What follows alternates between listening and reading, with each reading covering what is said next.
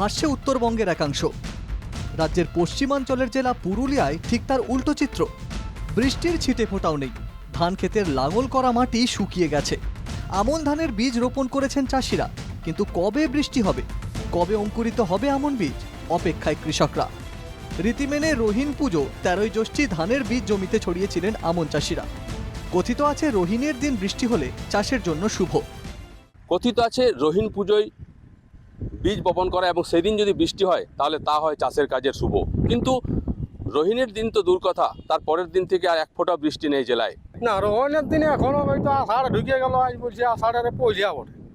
আজকের দিনে তো আমাদের বলে রজস্বলা, আজকের দিনে মাটি ভিজা থাকে, আজ কোথায় জলে এই নেই তো কোথাও ভিজবে। সমস্যা মানে এরপরে ঘুরে আরো বীজ কিনতে হবে, ধার করতে হবে। যদি জল টল পড়ে তো এখন আর ভাবছি এখন বীজ আনবো না, এখন জল না পড়লে আর কোনো করবো নাই। বীজ ফেলা হয়েছে, বৃষ্টি নাই, আর এখন কিছু নাই, আর কোনো চাষের কোনো ইয়ে নেই। জ্যৈষ্ঠ শেষে এখন আষাঢ় মাস, বৃষ্টির দেখা নেই। খাঁ খাঁ করছে ধান জমি। যারা নিজেদের চেষ্টায় ধানের বীজ ছড়িয়ে জল দিয়েছিলেন জমিতে, সেই জলও শুকিয়ে যাচ্ছে। এই অবস্থায় যদি এখন বৃষ্টি হয়, তাহলে কি আমন চাষিরা উপকৃত হবেন? কি মনে করছেন? কিছু কাজে লাগবে, আর ওই বাড়িতে আর কিছু ফেলতে হবে। চাষ ওসব সুবিধা নাই, এই ধরো বৃষ্টি হয়তো হবে, নাইলে নাই।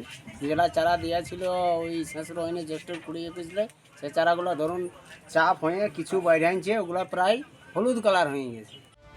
এই অবস্থায় কোনো রকমে জমিতে জল দিয়ে চারা বাঁচানোর মরিয়া চেষ্টা চালাচ্ছেন চাষিরা।